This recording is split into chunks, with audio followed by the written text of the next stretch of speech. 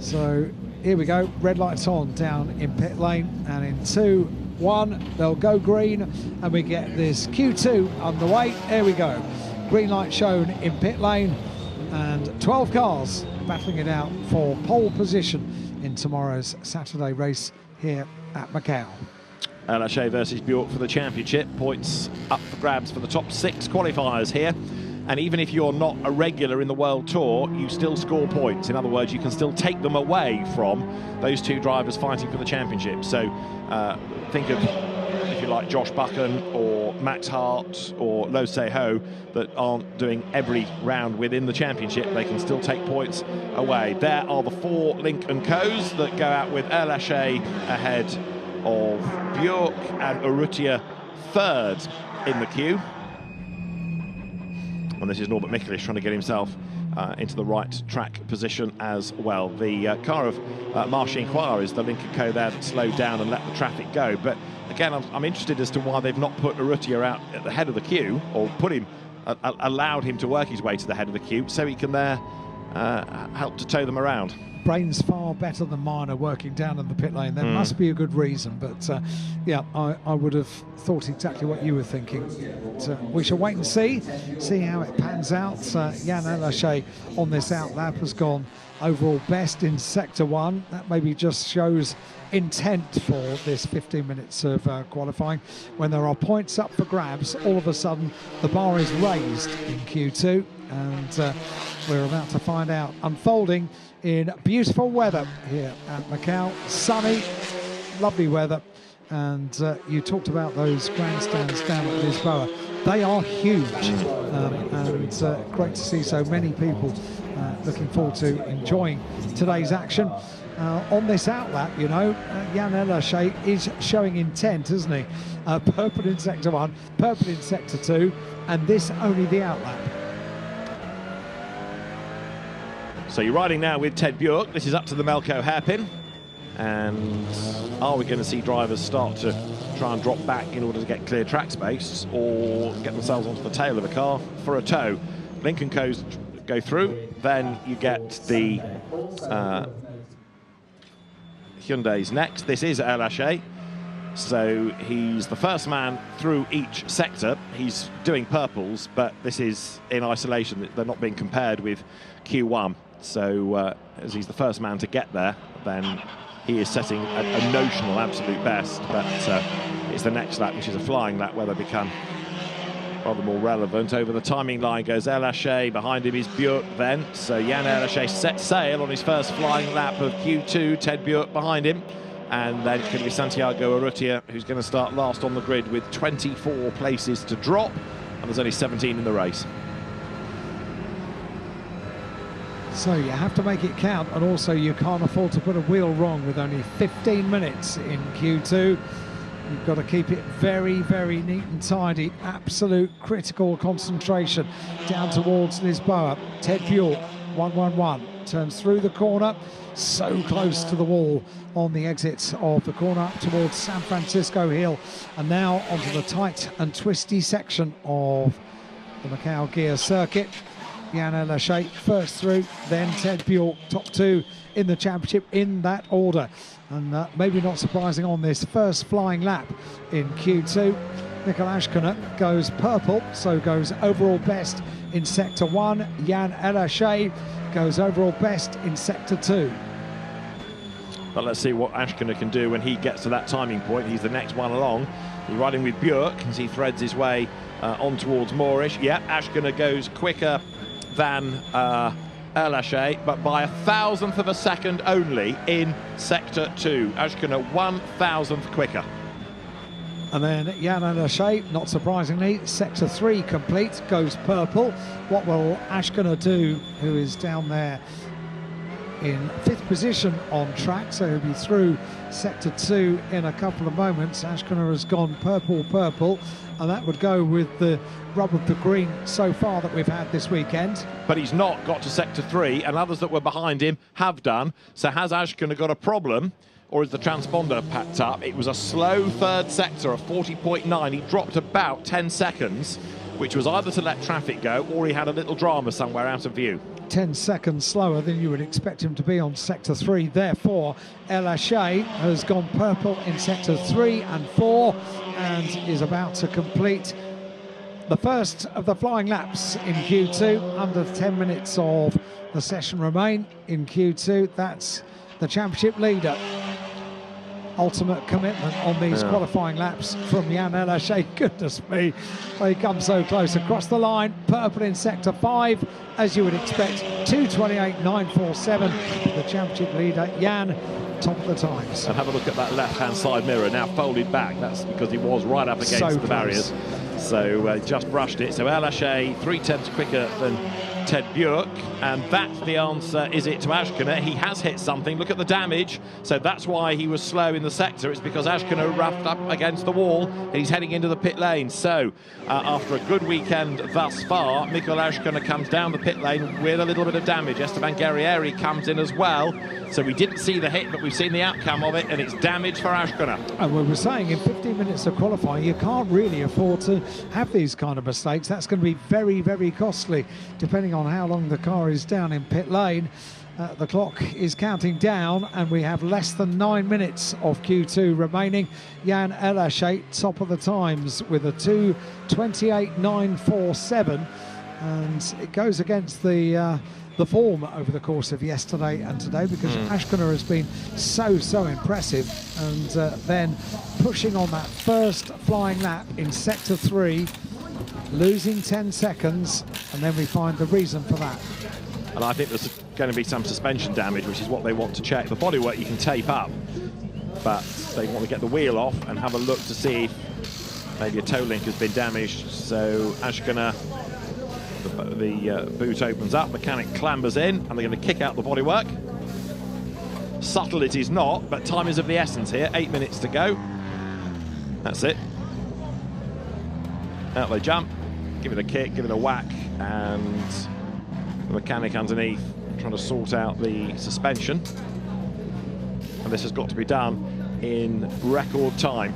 So the next lap, interestingly, doesn't have terribly much in terms of improvements from El Aché, nor Bjork, nor Mikelic, nor Nestor Girolami. It was like a one-shot roll of the dice. But I suspect if they give the tyres a breather, they'll be able to have another go within these 7.5 minutes. You said, didn't you, as soon as we get underway, we need to put that banker lap in, and Jan El Aché did exactly that. You saw his commitment on the outlap. He was quicker than anyone else in, I think, 3 of the 5 sectors, and then put in the quickest time of all. But I'm not sure any of us were rather expecting this, because Michael Ashkener has been so good so far and so quick over the course of yesterday and today. And now it's all about getting the car turned around down in pit lane, getting it back out on circuit. TCR cars have 5 wheel studs on each of the wheels, so that process isn't the work of a moment to get the cars turned around down in pit lane. Max Hart comes into pit lane as well. Under 7 minutes remain, so we're almost into the second half of Q2. El Aché has pitted and has gone to the scrutineering patch. The ride height checked, and the car then allowed back to the team.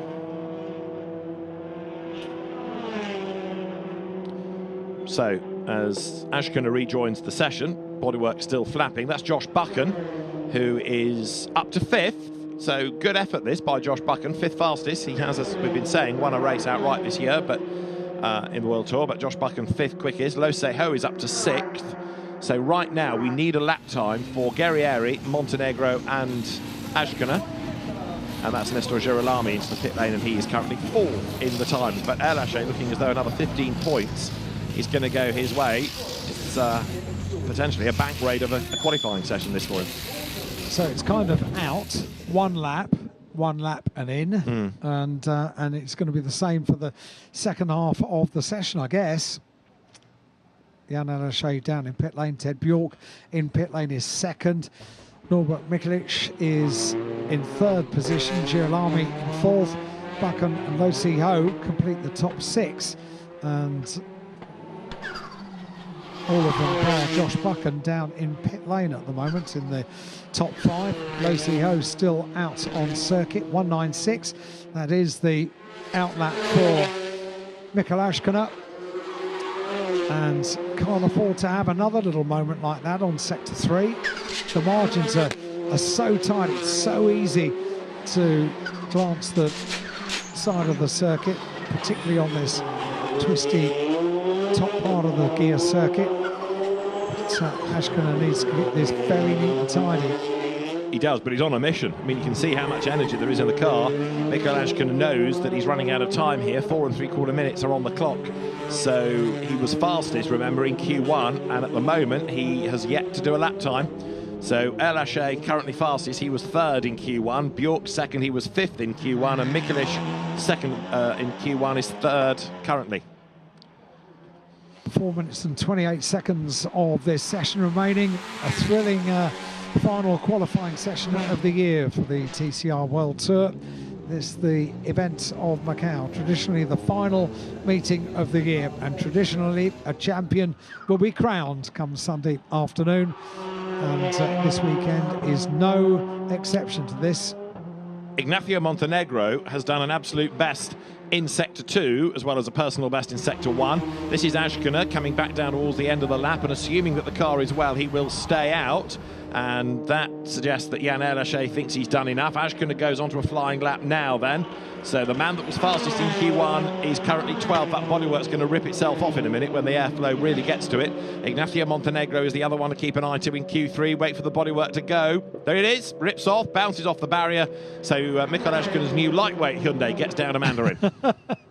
And he presses on. This is a committed lap, isn't it, from Ashkiner? And it needs to be. Jan El Haché cool, calm and collected out of the car, helmet off. His session is run. 3 minutes and 20 seconds just under of Q2 to complete for the Macau gear race. 2 races, one tomorrow and one on Sunday here at Macau, and this is absolutely thrilling. Needs to keep it away from the circuit furniture, does Mikael Ashkiner, and that's the 186 car of Guerrieri as well. And Jan El Haché down in pit lane watches on, as we all do. So this is Esteban Guerrieri about to do his first flying lap of the session, and as he comes now over the timing line, this will put him into the order for the first time. He's broken the beam, and up to 5th goes Esteban Guerrieri. So Guerrieri 5th, 2.5 minutes to go. This is Montenegro who goes by, and he's up to 4th. Ignacio Montenegro, Max Hart behind. Hart was 10th, Hart stays 10th. And then we need to look at Mikael Ashkiner. Now, we were talking about Ashkiner needing to improve, and right now Ashkiner has been slower in Sector 1, slower in Sector 2. He has done a personal best in Sector 3, but it's not really being pieced together in the way that he needs, and he locks up going into Donna Maria. So the plan here to be quicker than before has rather crumbled like an old woman's hip. It is not happening for Mikael Ashkiner as he comes down to the Melco hairpin. It's not pretty either, is it? The bodywork at very strange angles on that car, but Ashkiner presses on, personal best in Sector 4, up towards the final sector. Less than 2 minutes left of Q2, and Ashkiner really pushing on. Look at the body language of the car. Wow, what a thrilling lap this is. And you can only imagine that the car isn't perhaps handling as he would like in every sense of the word. The bodywork's still hanging off the right-hand rear quarter of the car. Up towards the line he comes. What's this lap going to be? Certainly it's going to be an improvement, but what's it going to be as far as position is concerned? Up to 7th is as good as it gets. Yeah, as you say, it's better than nothing. It is an improvement. It does get him up the order. And right now, Max Hart finds himself on pole position for race 2. He's 11th in the times, but there's the Urrutia grid drop. I know it's a grid drop for race 1 only, isn't it? Forgive me. So Urrutia is going to be there for 10th in race 2. The grid drop's only for race 1. So Max Hart doesn't benefit in terms of qualifying order, does he? So Urrutia versus Hart for 10th, half a second between them. So Max has improved in Sector 3. And let's see what he can do. Nestor Girolami has just done an absolute best in Sector 2. And we're heading back now towards the right-hand fishermen's here. The Hyundai team looks on. So yeah, Santiago Urrutia with the 24 places to drop for race 1. But in terms of race 2, then if he's 10th, he stays 10th. So checkered flag is going to come out in just about 10 seconds time here at a sunny Macau, and that will be the checkered flag on qualifying for the TCR World Tour final event, the event of Macau for the Macau gear race. Checkered flag is out. Who's going to improve on this final lap? It's the battle now for 10th. Yeah, Max Hart took the flag. He went quicker, but not quick enough. He needed another 10th and a half to get ahead of Urrutia. So Santiago Urrutia is good for pole, it looks like, for race 2. And Jan Alaché didn't even bother going back out for a second run, so confident was he. And that is perhaps the mark of the champion, isn't it? He knows exactly when the car is as it wants it to be, and the confidence that nobody else can go faster. So he takes another 15 points. 10 will go to Ted Björk's second fastest, so 34 points becomes 39 in the championship. Jan Alaché hasn't won the title yet, but he's worked out where the trophy's going on the mantelpiece, hasn't he? I think you're right. Yeah, prepare the space. We are one step closer to claiming this title, and Jan Alaché with that confidence, and that means something as well. Only doing half of Q2 is a big confidence thing. Girolami goes top, 2:28.640, and that came with an overall best in Sector 2, personal best in Sectors 3 and 4, and in Sector 5, overall best again. Nestor Girolami, I'm not sure we predicted that, did we? We didn't see that one coming at all, and now, of course, Jan Alaché not out there, can't respond. So Girolami, right at the very end, goes fastest. Okay, that tweaks the championship situation a little bit, because it means that second is Alaché, third is Björk. The difference is only 2 points now, not 5. So Alaché still pulls away, but it's a 36 margin, not a 39 one. It's never over until it's over, isn't it? No. So Nestor Girolami, excellent effort to get pole position for race 1. Alaché second, Björk third, Mikulic fourth, Montenegro fifth, Guerrieri sixth, Ashkiner seventh. Urrutia gets up to 8th in the times, Marshringhar 9th. So Josh Buchan is going to take 10th, and therefore it is Josh Buchan who is going to be pole for race 2, ahead of Lo Seho, who got ahead of Max Hart at the very end. Not a bad way to start the Macau gear race, is it, for Josh Buchan, the Australian driver who has had a win in the championship this year. Lo Seho and Max Hart's 11th and 12th. Absolutely thrilling Q2 that for the TCR cars, the Kumho FIA TCR World Tour event of Macau and the Macau gear race. We know the grids now for race tomorrow, the penultimate race of the championship, and we know the grid for the gear race on Sunday as well. Congratulations happen down in pit lane. It's not just about the driver, far from it. It's about all of the work that goes in from the teams. Very, very professional, at the top of their game. And Ted Björk gets his helmet off, having completed Q2, finishes up in 3rd place for tomorrow's race. Well, Nestor Girolami, fastest, he was 6th in Q1. Jan Alaché 2nd, he was 3rd in Q1. Ted Björk was 5th, and he's up to 3rd. Norbert Mikulic 4th, well, he goes backwards because he was 2nd fastest in Q1. Ignacio Montenegro up from 10th to 5th. Esteban Guerrieri up from 8th to 6th. Mikael Ashkiner drops from fastest to 7th. Santiago Urrutia is going to be the back for race 1 anyway, so he's 8th in race 2. And Marshringhar 7th drops to 9th. Josh Buchan 9th drops to 10th, but it's all right because that's pole for race 2. Lo Seho 12th, he was 11th, he is, and Max Hart was 11th, and he falls to 12th. So quite a bit of shuffling from Q1 to Q2 as you look at the final order. 2 10-lap races on the gear circuit, unless we get a safety car, and they will be elongated to 12 laps. That was fun, Matt. I enjoyed that. Good qualifying session, that. It really was, yeah. It's always good when there's a big surprise at the end, and boy, did we get a big surprise at the end with that effort by Nestor Girolami. There was a couple of surprises, you know, with Ashkiner in Q1 and then Girolami in Q2. You just can't predict anything at Macau, and that qualifying session is rather proof of that. So the Trophy Queens await the cars, and on track at Macau. The touring cars then have done their work. that is that Q2 is our first part of the day without a red flag. They are back out on track tomorrow at 1:20 local time for the first race of the weekend for the Macau gear race, the Kumho FIA TCR World Tour.